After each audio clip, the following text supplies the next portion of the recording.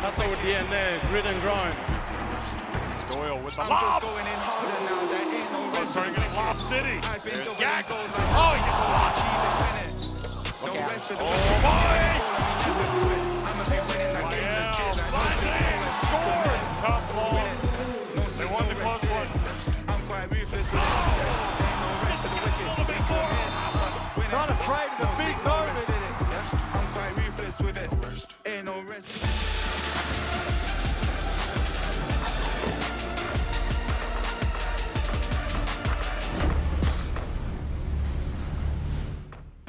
This is Nothing But Net Aussie Hoops presented by Amy. Kane Pitman with you for the next 30 minutes. And I can't believe that we are already here. NBL 25 tip-off has arrived.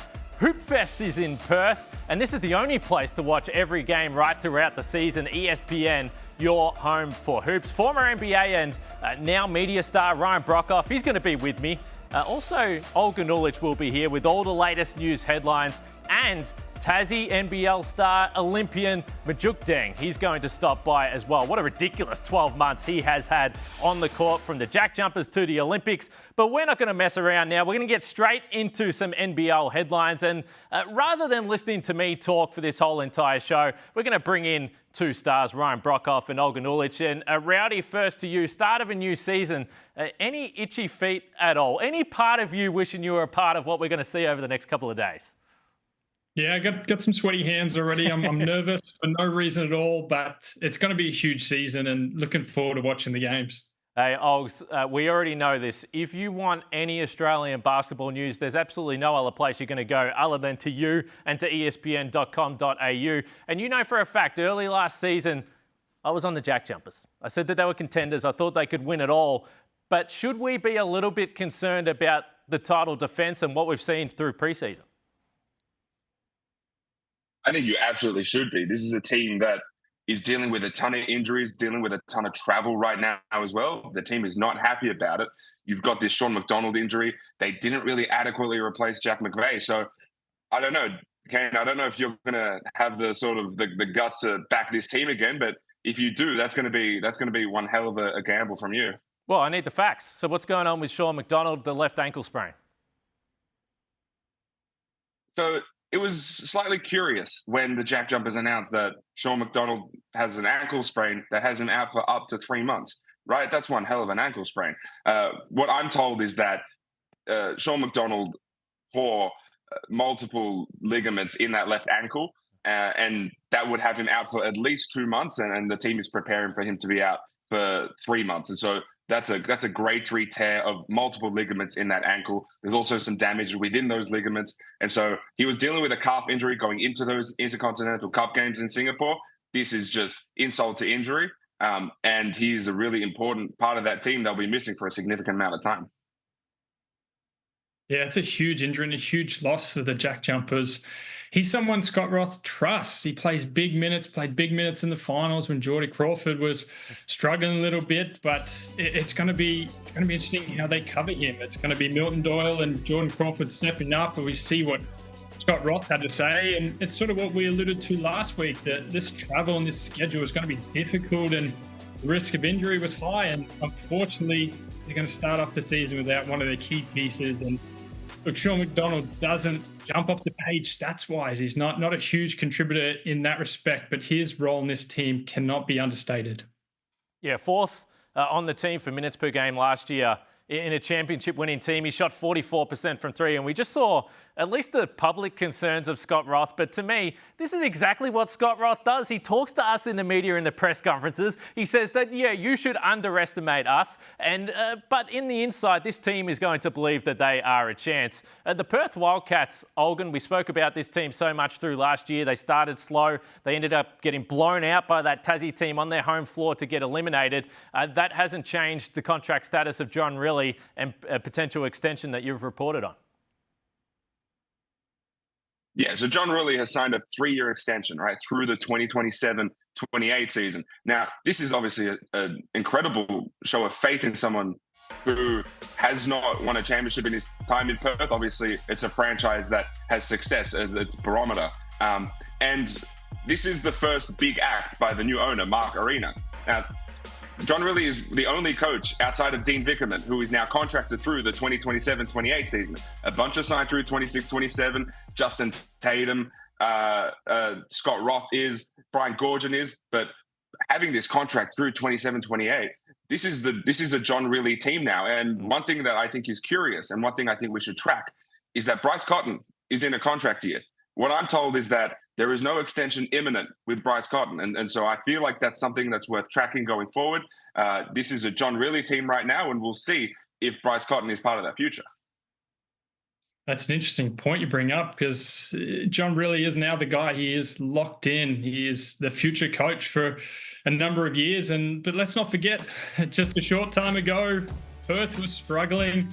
People were calling for JR's head after this tough start to the season. Bryce didn't look in rhythm, made some changes, brought Hiram Harris in to the starting lineup, and things clicked. But it's a big investment for the club to sign him on for 3 more seasons with, they finished second, but that's not the Perth success and what Perth's standard is. So it'll be interesting to see how the team goes, and especially how they start the season. Yeah, fascinating timing of that decision for mine as well. I think it's a good point you make, Ryan. Olgun, outstanding stuff from you.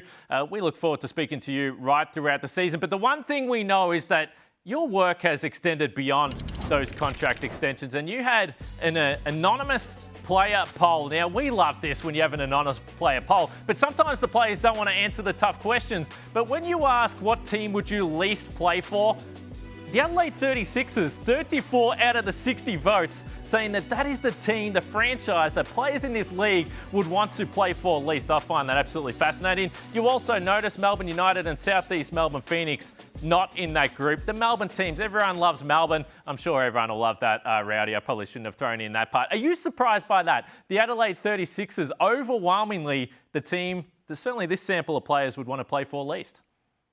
No, not at all. No, not after the last few seasons and the dysfunction in the front office, the changing of coaches, the firing, the sacking, the changes in lineups, the imports that have come in and haven't quite worked. It just has been a bit of a mess the last few years. So it doesn't surprise me at all. And of course, Melbourne. Who doesn't want to live in Melbourne? The best city in Australia. We've already annoyed people enough on that show. If I just want to drill down on the chemistry aspect here, because we're going to look at Adelaide and how they move forward. But when those pieces are constantly changing, in this league specifically, we see it a lot. But this is a team that hasn't been able to be stable, whether that is on the court or the front office or the coaching. How challenging is that for this team to gather that respect that you can build a roster that can build a contender? Yeah, we see it year after year. The teams that bring back the core, bring back the coach, and build year on year have success. You look at Melbourne United, you look at Perth over the years. They've been able to retain cores and have stability. Adelaide just haven't had that in the recent past, but they have a really talented group, especially at the top end. They're going to score lots of points. As long as they stay healthy in their top 5-6 guys, I think they're going to surprise a few teams. And it's just about building that respect back, doing things the right way. It looks like they're going to, have things settled now. It's just about putting it together on the court and changing those perspectives of what we see from the outside. Yeah, and maintaining local talent is always important as well. Ryan, you're not going anywhere. We're going to speak to you a little bit later in the show. But we do know that you are a player, very efficient. You very, very rarely made mistakes when it came to being on the floor. But that's not the case for all players, which brings us to Hoops and Hoops presented by Amy. He is riding Walker Kessler like a wild bronc. To Kuminga. Steph was open. Steph's in. Now he's going shoeless. Go ahead, Russ. Who needs shoes?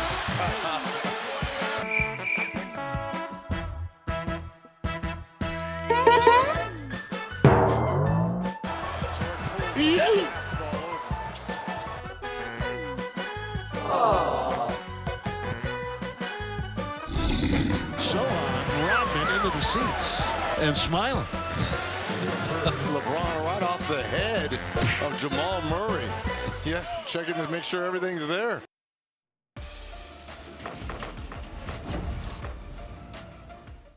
I think it's, for the moment, it's more about what type of candidate is going to be ideal rather than who, whether it's a domestic or an incumbent or an international. I mean, I think that's all still to be decided, and so I'd be getting ahead of the game if I said anything more about that. Yeah, again, look, I'm yet to engage in that, and I will. I suspect I'll be very involved in that. I hope I'll be very involved in that. But what we do need is someone that will take what's been built with the Boomers and propagate it and grow it, and not go backwards in terms of the excitement the players have for coming in and playing, and the connection to the community and connection to Australian basketball.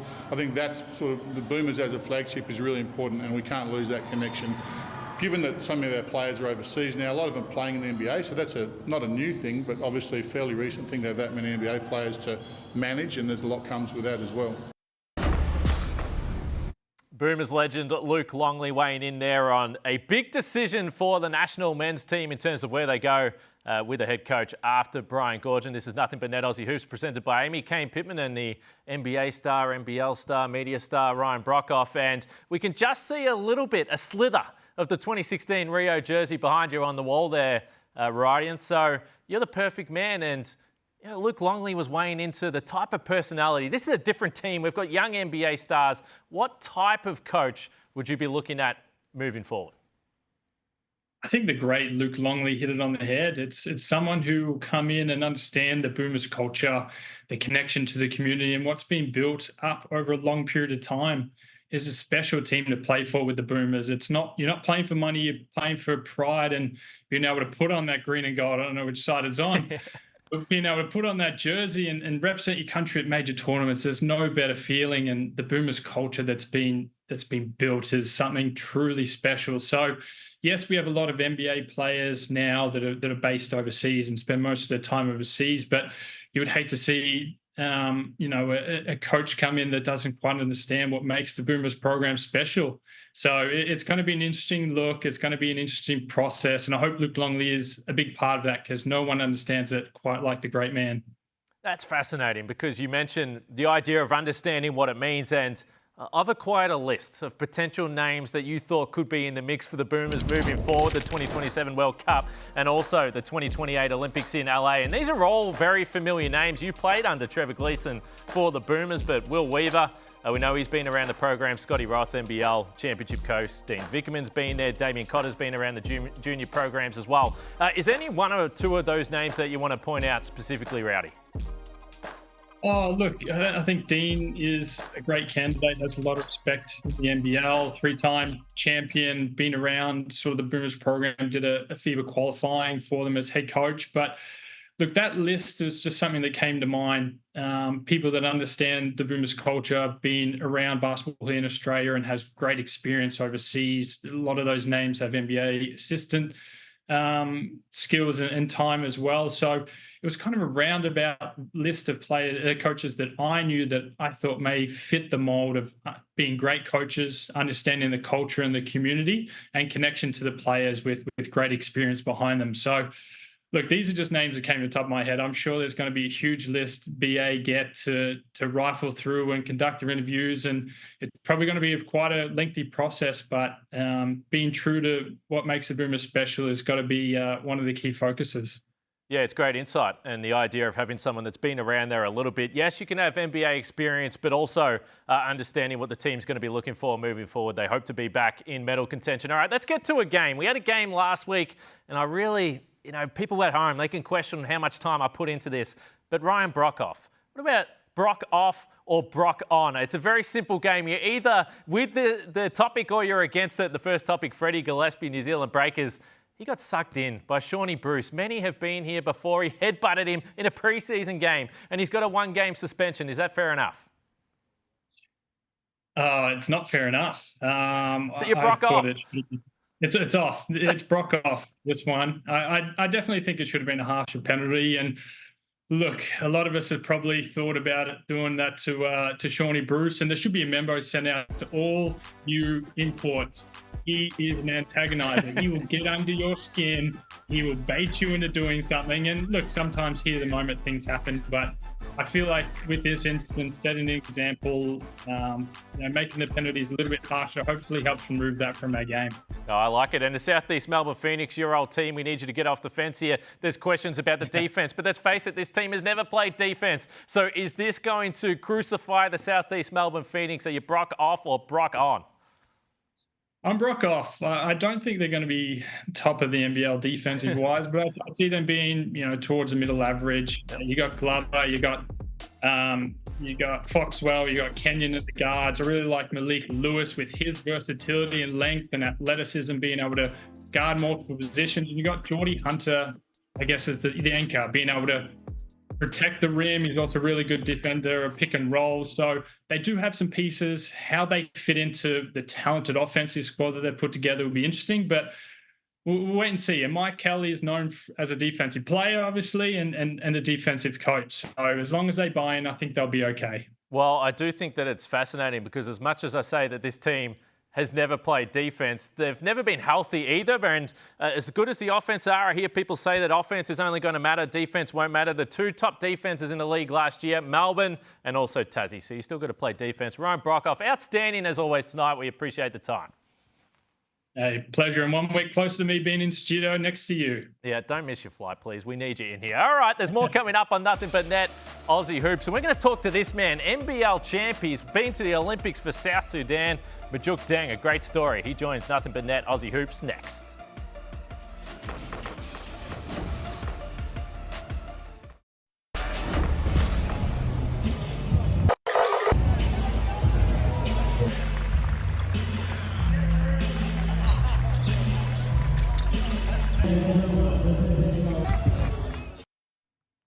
That has to be the most jack-jumpery act of all time, and I don't even know if that's a word. But the Tassie boys helping Shawnee Mack receive his medal at the Intercontinental Cup. This is Nothing But Net Aussie Hoops, presented by Amy.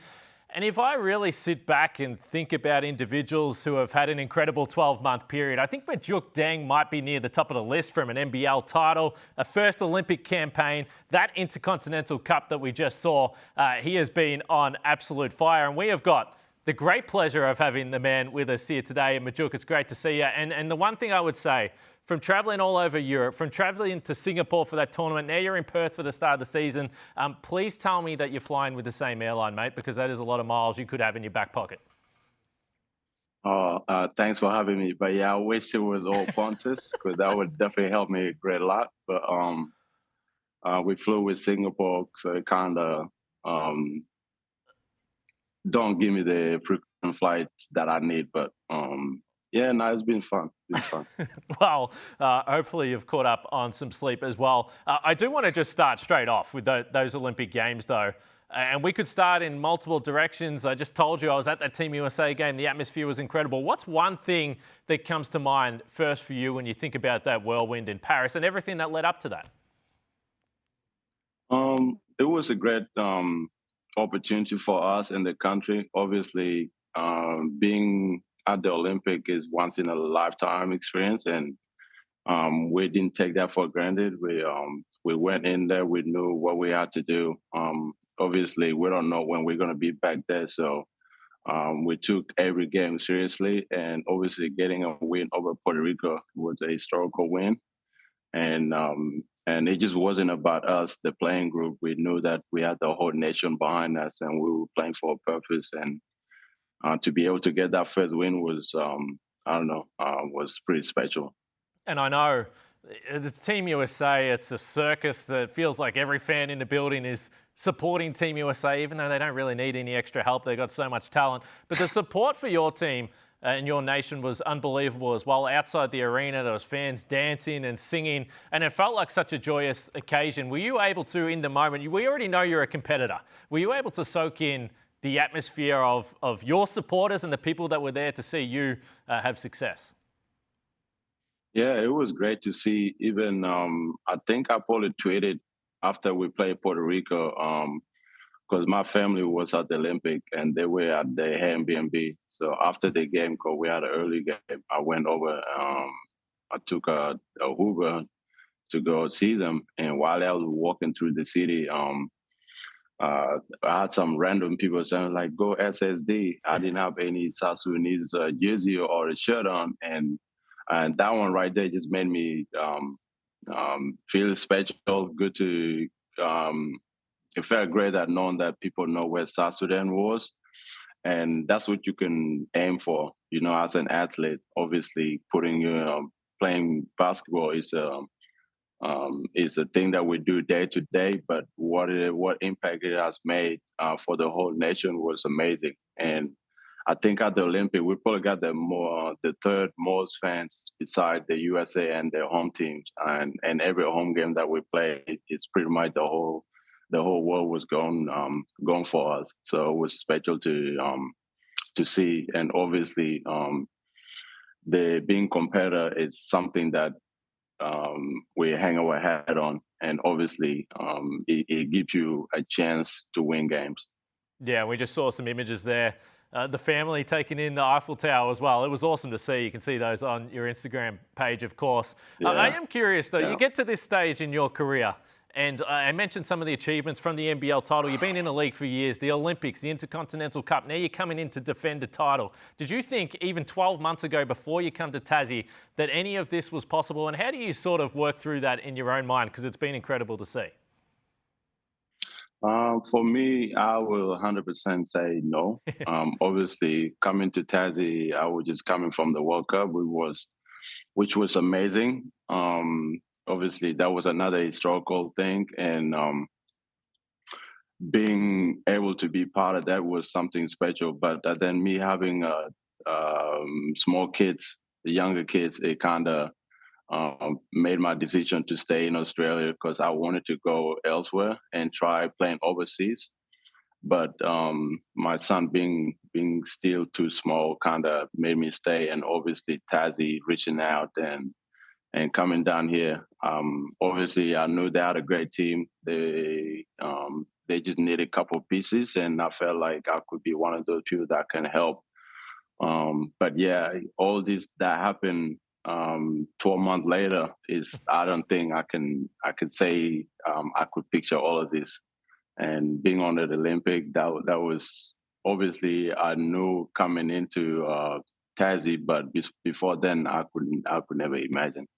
So you already mentioned it, but the kids have had quite a 12 months as well. Do they understand that their dad is an absolute superstar on the basketball world stage, or do they comprehend? Are they at the age where they can understand everywhere they're traveling and everything you've been able to see?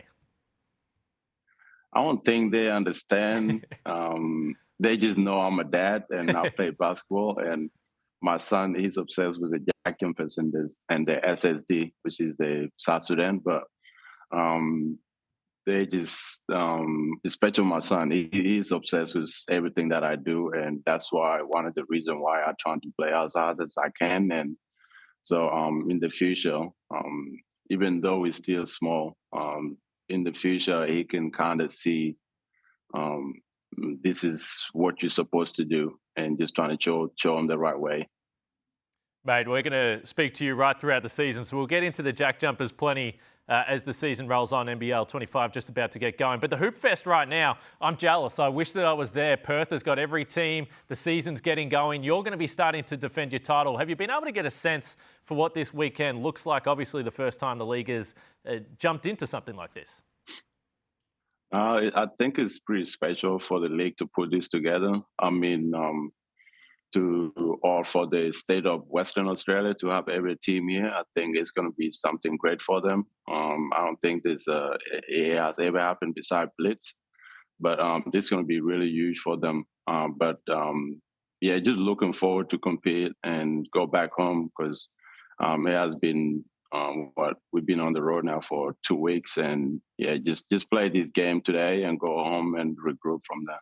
Oh, we love it. Yes, you want to get back to Tassie, the JackJumpers, the crowd. They're desperate to see the champs back in action on their home floor as well. I mentioned we're going to catch up throughout the season. This was great, mate. Really appreciate the time, and congratulations for everything over the last 12 months. I appreciate that. Thank you for having me.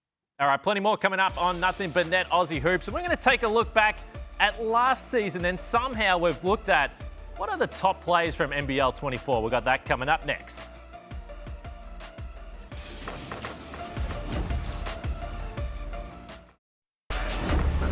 Congrats on the championship last year.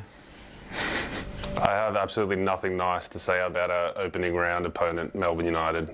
They wear green, and green is my favourite colour. Congratulations for last year. They all play very hard. Their fans are really nice. Don't know nothing about them, don't care for it. Well, firstly, let's shout out Anthony Drummich, who was the first one in that package to actually be honest. He doesn't want to say anything nice about Melbourne United. Now, we know the season is about to come up. This is the very last time we're looking back at NBL 24. After this moment, we're not doing it again, but our man Rod has put together the best plays from last season. Here they are. Valentine's pass! Simply incredible! Caught in the dive for Henschel! You're kidding me! Okay. Valentine told to push the ball to Galloway! Whoa! Grown man business from Jalen Galloway! Be Tyler Harvey. You know it will be. He's done it before. From the low down. Tyler Harvey's done it! AJ come down the middle, and Rocco have a taste. Even the most optimistic. Foul. Shows a bit of aggression. Where did that come from? All over Humphreys. He exploded to the rim here. Webster playing through Cole. Keanu Pinder brings RAC Arena to life with impact. Whoa, in front of the leg problem. Doyle kept it in. Here's the JackJumpers chance. McVeigh, 2 on the clock. Oh, no! Jack McVeigh! Simply incredible! Tasmania win Game 3 and silence Melbourne! All right, that might be the one time that we'll look back at last season. Jack McVeigh, Game 3, the Jackies go on to win the title, and it all starts this weekend on ESPN, your home for hoops. A loaded show tonight. Majok Deng, Ryan Broekhoff, Olgun Uluc. We hope you enjoyed it. Enjoy the hoops. We'll see you same time next week.